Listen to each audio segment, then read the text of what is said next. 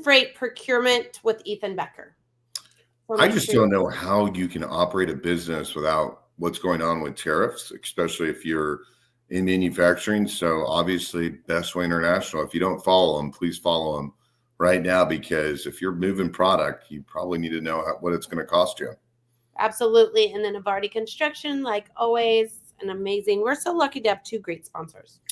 Just super cool. The other thing is, like, everyone likes them. Like, you never meet anyone that like hangs out with Bestway International or Evardy. And so it's just kind of cool that they're just everyone's buddy. Right. I'm like, everybody likes them. All right. Let's bring in our guest. Nobody cares about us. First of all, let us know if you're watching on where's Paul? He hasn't commented yet. Uh-oh. You know what he's doing? He's probably playing golf after the Masters. You know what? I don't feel like he's very loyal anymore.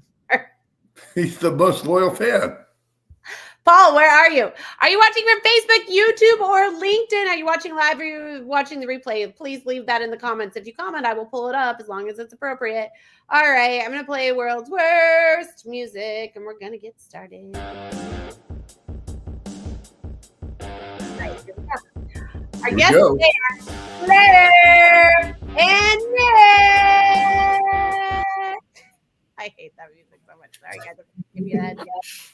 Oh, Justice. Justice is watching on LinkedIn. Hello. Oh, I like the name Justice. It's a great name. Love that. All right, guys. Well, welcome. We're going to jump right into this. Claire, who are you? What do you do? And how do you get to Kansas City?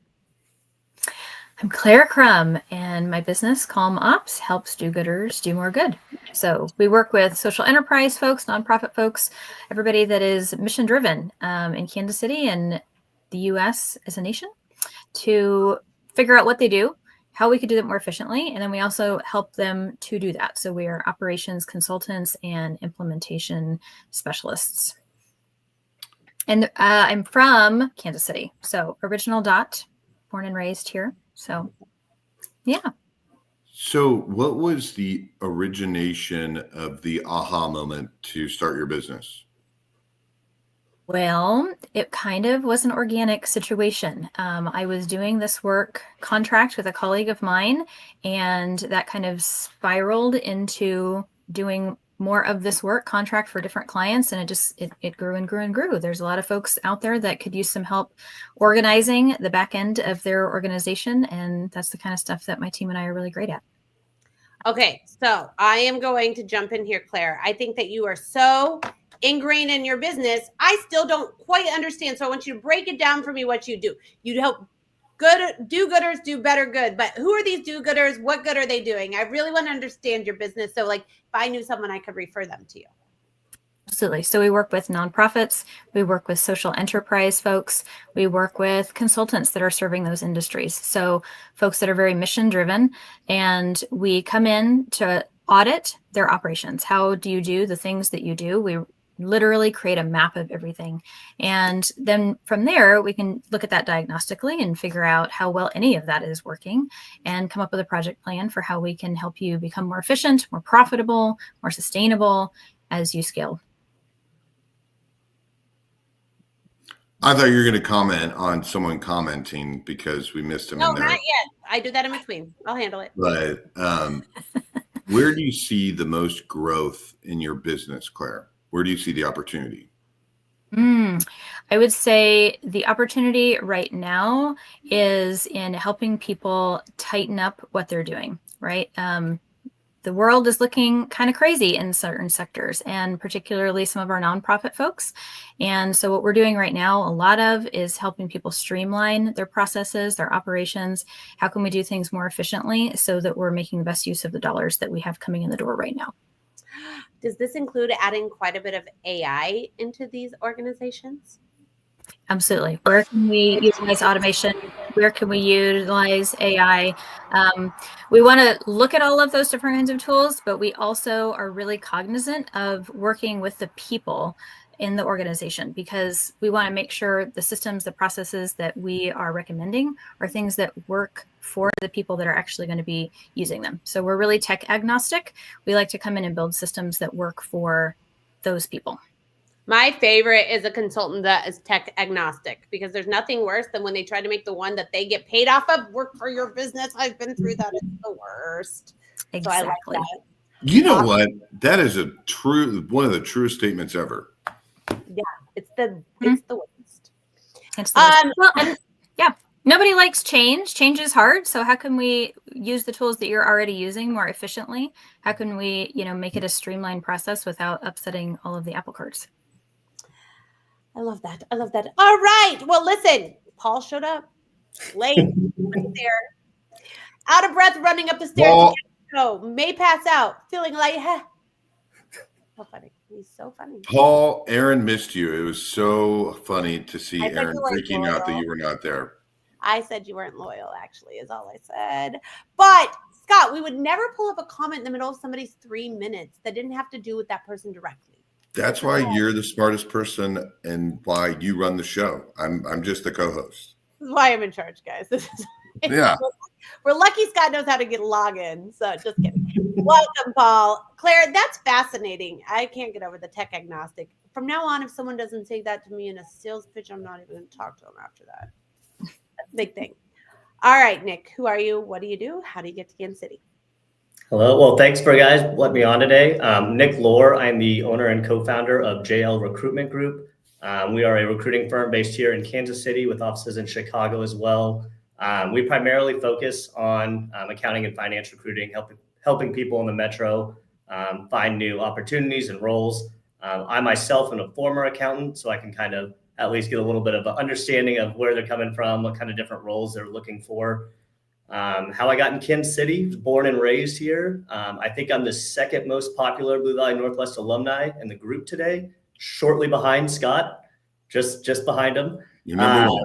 No, yeah, we'll say that for now. But yeah, so born and raised here in town, went to Kansas, got my accounting degree, spent some time in Chicago doing public accounting, and then wound it up back here in Kansas City, where I started into the recruiting side and launched JL Recruitment Group a few years ago, and kind of been riding that high ever since. Did you say you went to Kansas? I've never heard it called Kansas. Kansas. That's right. Aaron went to Kansas, and Nick, kind of same question with Claire to stay on theme. What was kind of the aha moment for you? Because very promising career, public accounting, rocking and rolling. That was kind of a hard turn. How did the aha moment go to start your business? Yeah, so after public accounting, I kind of got into IT sales and recruiting, and very informative years learning that industry, how it worked. But I think there was the aha moment of, I have a background in accounting. I've learned the recruiting industry. How can I kind of leverage both my network I built on the professional side and accounting, and kind of leverage that with what I've learned on the recruiting side? And I think that's when I was like, oh, what if I did recruiting for accounting professionals? And I think that was the biggest moment for me, is once we realized that there is a really strong network of people in Kansas City that are looking for new opportunities, that don't always know who to find, how to get those opportunities. And then also for companies that are trying to find top talent, sometimes it's hard to get a hold of accountants, as they're up until tax day, which is today, they've been working some pretty long, crazy hours. So we do a good job of connecting those opportunities with those potential job seekers that are, just looking for the right path in their career. I have a question here, which you just set me up for. Perfect. I've been super focused on client retention and just kind of as AI is taking over my industry, standing out as caring about the client. So I imagine in your space, there's some stuff you do around April 15th as to support the clients and then say good job. What are some of the tactics you've done for that client retention space around this crazy time of year? Absolutely. So I think the biggest thing is give them space in the months leading up to it. I know they're working crazy hours, but then right now attacking these different companies that really need our help and need assistance, because now is when they start to look back and can see, hey, what did we mess up this year? What kind of staffing, recruiting do we need? And that's where we've got to begin to partner with them and find those pain points and help fill those up for the coming year. You should have sent them all alcohol today. As you know, right? Awesome. All right, Scott, are you ready? Claire, what is the most pivotal point in your career? Ooh, I love this question. That is when I went from me to we and hired a team in my business. Absolutely, hands down. And that's something that we work with clients on as well. I think you get to these areas that what got you here is not what's going to get you there. And so when you come to a crux in the road like that, what do you learn from those things? I know for me as a business owner, it looked like burnout. It looked like I can't do all the things. It looks like limited growth, right? You're saying no to money that could be coming in the door. And putting some of the what ifs aside and hiring a team so that I could really step into a leadership role within my business and hire people that are frankly better at some of these things than I am so that we could serve our clients well, really made a huge difference.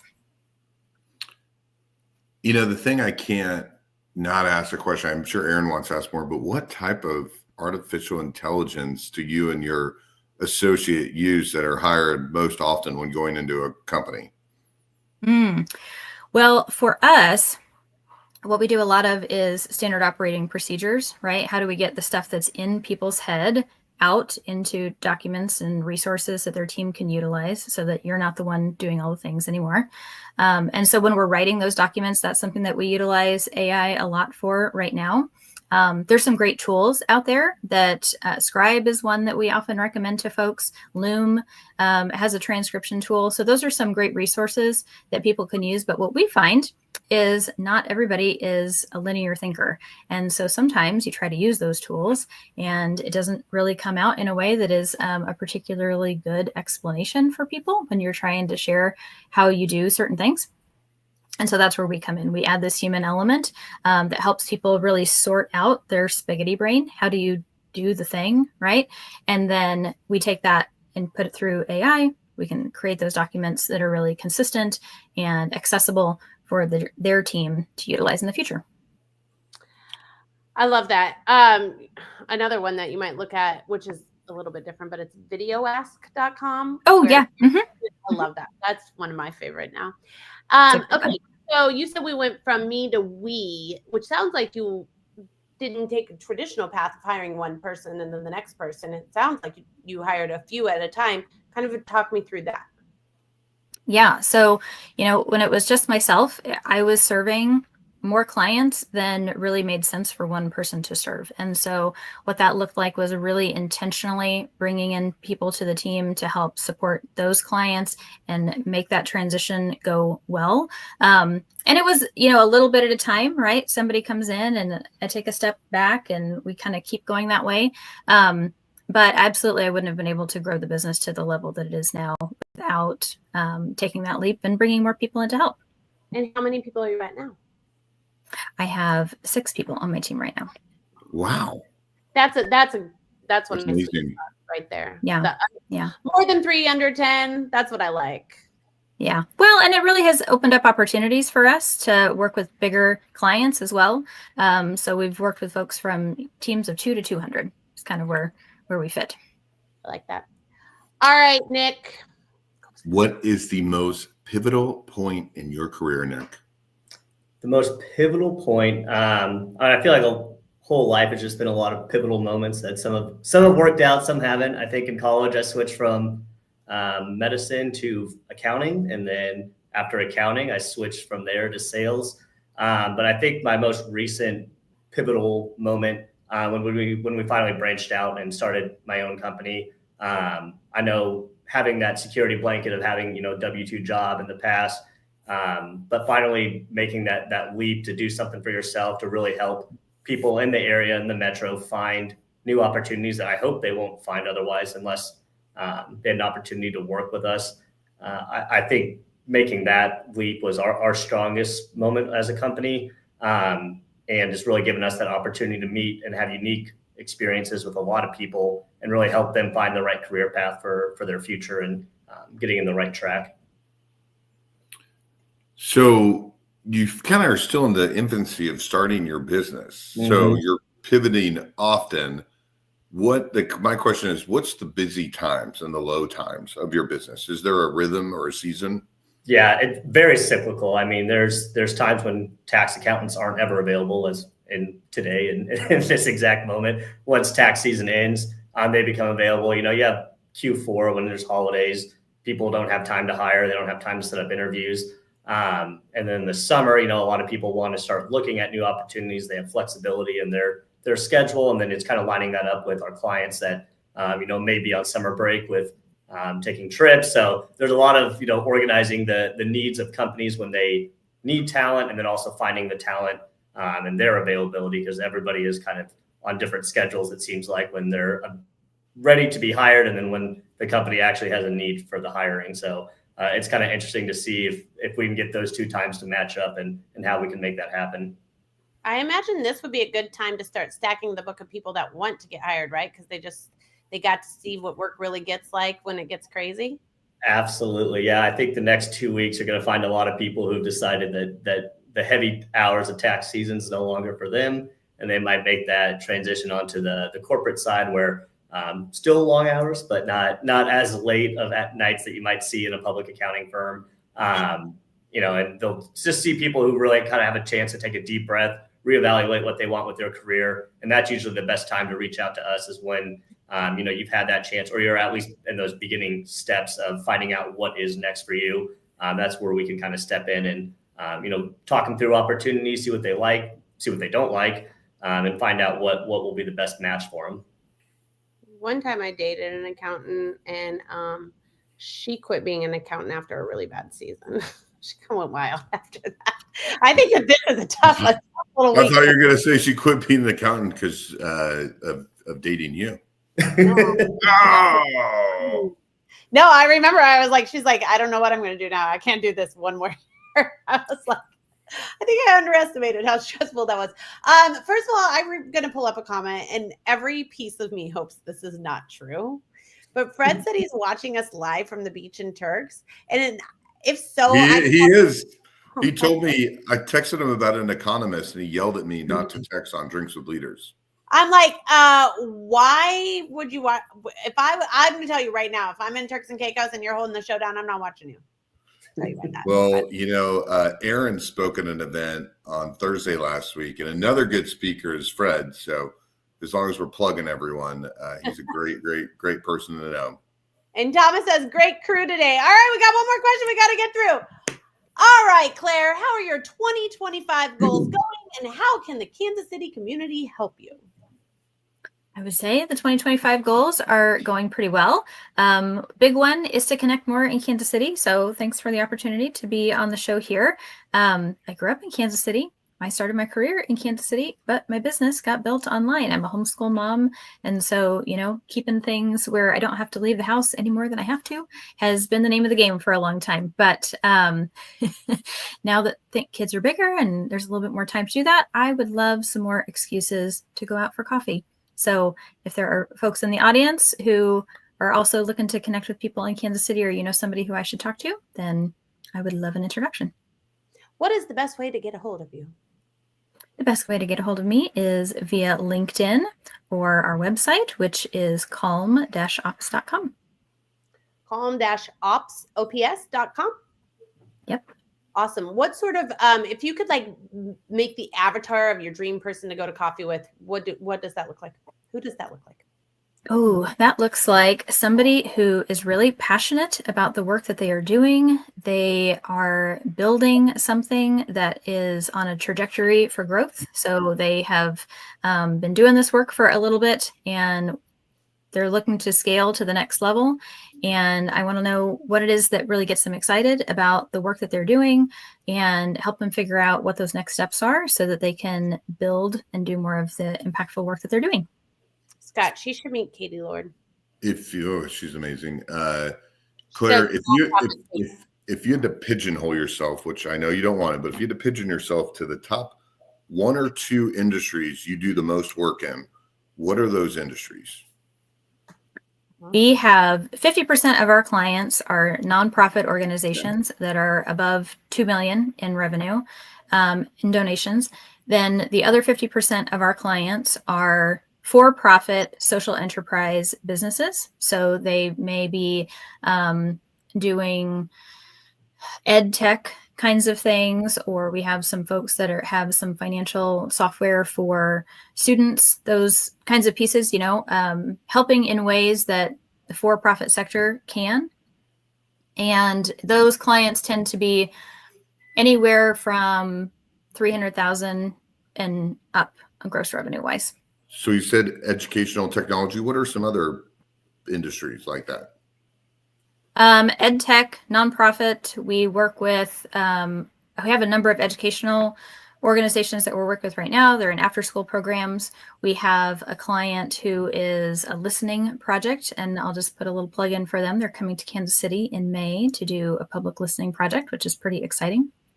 And then we also serve some consultants in those spaces. So we're really pretty versatile in that. We just want to work to figure out how can we help other people that are doing cool stuff in the world do more cool stuff in the world. Yeah. So Claire, the one thing is, if I were to have coffee with you, I always try to get people to dial in on exactly what they're looking for. So like Erin's company, her other company specializes with just law firms, and it's an awesome niche. And so when I say that, when Fred, this is him, so he's showing me proof he's in Turks and Caicos. Oh, that's amazing. Stop watching us. When you give a blue ocean to someone, they give you one back. But when you're Aaron Fulk and you are the #1 firm that works with people in the legal world, but for Claire, I got ed tech and I got non-for-profit. So I want to push you to narrow it down a little bit more. The riches are in the niches. The riches are in the niches. And if you go to a marketing conference, they add the B word at the end, but I can't say it because we're on LinkedIn Live. So you guys figure it out yourself. All right, Nick. What? That really? That's inappropriate. I know. So are marketing conferences. That's why I used to speak at all of them across the nation. You just be really, really rad. All right. All right, Nick. How are your 2025 goals going, and how can the Kansas City community help you? Absolutely. Yeah. I mean, I think when we started our recruiting firm, our main goal was to really differentiate ourselves and kind of shake up the recruiting space. I think when I was an accountant, the outreach that I got from recruiting was very bland. It wasn't exciting. It didn't really feel like it was anything more than transactional. So one of my biggest goals has been to really connect with people, find out what they want out of their career, what they're looking for, and whether that outreach comes through different mediums. I know we've tried to do a lot more coffee meetings, have a lot more than just emails and phone calls. And this month we're launching our first newsletter for CPAs in the Kansas City area. I think those goals were put into place just so we could keep people front of mind for how we want to be treated when we're in our job search, and hopefully doing the same for candidates when they're making probably the most important step of their career. So I think that was one of our biggest goals. And so far this year, it's really seemed to land well. I find a lot of candidates, when they talk to us, they're receiving a different experience than they get elsewhere. They're having a chance to truly connect and understand what career paths or opportunities are in line for them. And it doesn't feel as transactional where it's a plug and play, like, hey, I'm going to take you from here and put you into this company because we'll get paid for it. We want to understand that this is going to be a good career fit, that this industry is correct for them, and have their thoughts and best interests in mind. I think that goal has landed well. And I think for people in Kansas City, it's just continuing that word of mouth, having an opportunity to reach and connect with more people. If you have somebody who's looking for a job, if you're the hiring manager who's just been struggling to go through thousands of resumes and not finding the right candidates, or continuing to rehire poor candidates that it's just not working out and it's becoming a bottleneck in your own company, let us provide additional voice in your company and be a partner where we can help find that talent that's going to help bolster your team and your company, and hopefully for the candidate help bolster their career. Do you find that your clients like you a lot more because you've been in the other person's shoes? Because not a lot of people in recruiting have been CPAs. Yeah, I mean, it's definitely an advantage. I think, I can understand what they're looking for. And more importantly, I can kind of tell when people are BSing during their interviews with me. If they don't truly have that skill set, I can kind of dig a little more in that surface level. I think that gives our clients a little more confidence that any person that we're sending their way has been vetted a little bit more. But also, I don't want to put somebody in a situation where if they don't have the skill sets for that job, put them in that interview where they're going to be set up to fail. So it's kind of a dual sided where we can help that vetting a little bit more, but set them up for success by finding that right match at the right time. Exactly. I mean, I bet all the time recruiters have no idea what someone's skill set is in a specialty. So real quick, I mean, you can really narrow down what that candidate looks like. It is. And, it's not a lot of questions. If you have an understanding of what that skill set is and what it means to, have worked in that in the past, I can figure out pretty quickly whether or not they have it or it's just a resume booster. All right. What's the best way to get a hold of you, Nick? I think the easiest way is LinkedIn. I think my name's on here, so you can search that. JLRecruitmentGroup.com. The same way as well. Happy to connect with anyone in the metro and in Chicago if you happen to be listening from there. We can get you set up with really cool clients in both metros. Awesome. Well, we want to thank you so much, Claire and Nick, for coming on today. You guys were awesome. Make sure you connect with both of them on LinkedIn. Thank you so much to Bestway International. Watch Cargo Cafe tomorrow on their LinkedIn page, and Evardy Construction for sponsoring. And Scott, as always, thank you for being the best co-host. And Fred, please go enjoy your vacation. Bye, Thanks, guys.